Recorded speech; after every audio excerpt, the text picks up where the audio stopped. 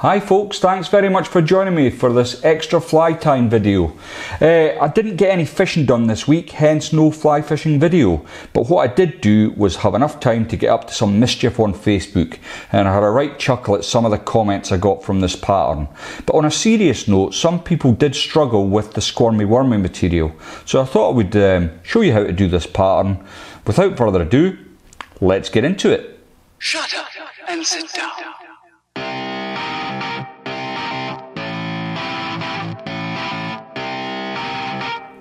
The hook in the vise then is a Hanak H470 barbless hook. This is the jig wave, and this one's at size 12. And I've coupled that with a metallic pink 3.5mm Hanak bead.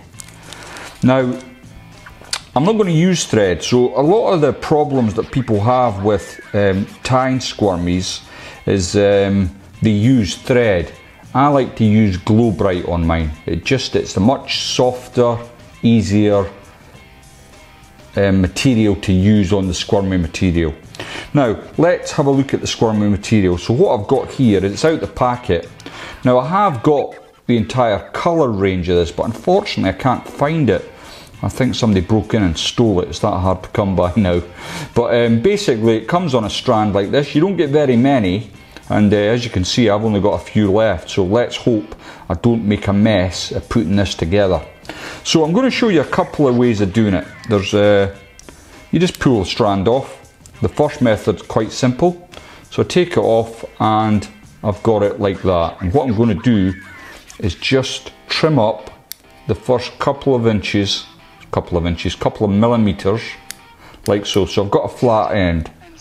And the next thing I've got to do is loosen up my hook out the vise. Then what I want to do, and I'll try and do it so it's in focus, is I want to put the hook in about 1/8 of an inch. Maybe a bit more. In fact, more like 1/4 of an inch now I think about it. And then once you've got your hook through, sorry if I've come off camera a little bit, bring it up and slip it back into the vise. So there we've got our squirmy material actually hooked onto the hook, just like you would a worm, funnily enough. Again, remember, I'm not interested in the comments on this. Right, next you get some super glue and you coat the shank, and this is the tough bit. You've got to squeeze up the material to meet the bead, like so. And then the essential part of this is letting the glue dry, and that's the first method. I don't like this. It just smacks of not being fly tying, as some people have said, and I get that. So I'm going to show you the way I like to do it. And again, I've got my Hanak 470 jig wave with the 3.5mm bead, and the first thing I'm going to do is just stick it there while I take another strand off the squirmy material from the end. Now I'm not going to trim it like I did the first one. What I want to do is catch a lot less of the squirmy with my hook point. So I want to get about 1/8 of an inch. That's why I got confused before. It's such a complicated pattern, as I do get confused. So what I've done is I've hooked in about 1/8 of an inch. Next thing I'm going to do is get the hook back in the vise.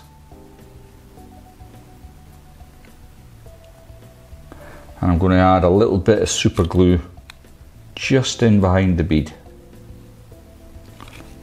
Then I'm going to come in with my Glo-Brite No5 and just build a little on ramp like I do with all my jig hook patterns, like so. Then you can take away your waste and continue to come down the shank of the hook. You want to come down to just in line with the point of the hook, then dress up your squirmy material. As you can see, I've got it secured onto the hook by the point, and what I'm going to do is slightly stretch the piece I've got coming towards the eye, and I want to get 2 turns very gently over the squirmy material. Now, where a lot of people go wrong with this stuff is they're just too harsh. You've got to be very gentle. It doesn't take much effort. So now I've got 2 turns in there. I can bring 2 turns in front, and what I'm going to do with my Glo-Brite now is just build a little taper into the body here.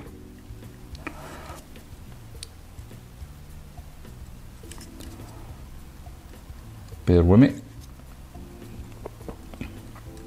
Yeah, it's funny, people were crying out it was sacrilege, it's not fly tying, but just out of interest, where can I get that material? It did make me chuckle, but there we go. So I've got that secured on now. That's looking pretty good at the back end, and all I want to do is grab the remainder of my squirmy material and just bring that up the shank of the hook. Again, just release pressure a little bit so it gets a bit thicker towards the top end here.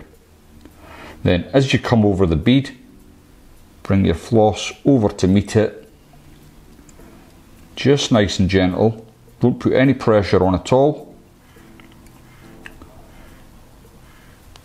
And then once you've got 2 or 3 turns in, bring your squirmy material back and get 2 or 3 turns in front of the material.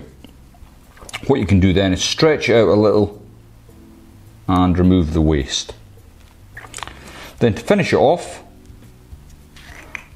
all you do is add a little bit of UV resin to your thread, a couple of turns, grab your whip finisher or put a half hitch in if you prefer,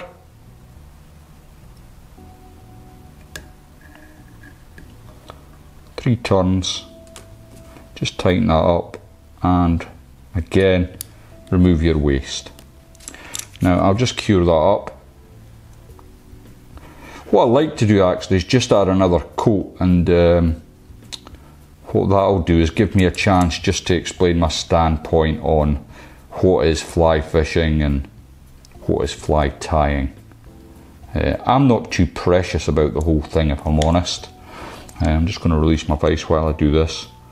I think if you enjoy fishing and it's within the rules of the fishery that you're fishing at, you can pretty much do what you like and I won't judge you.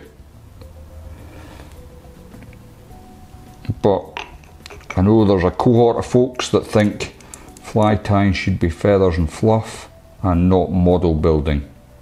It's up to you. If it's not within you, just don't do it. It's simple. But if you're a grayling angler in this country and you're struggling, tie one on and I think you'll be converted. Thanks for watching, and please don't give me too much of a bashing in the comment section. And if you haven't subscribed to the channel, I do proper fly tying videos on occasion. Please click that button there and I'll see you all next time.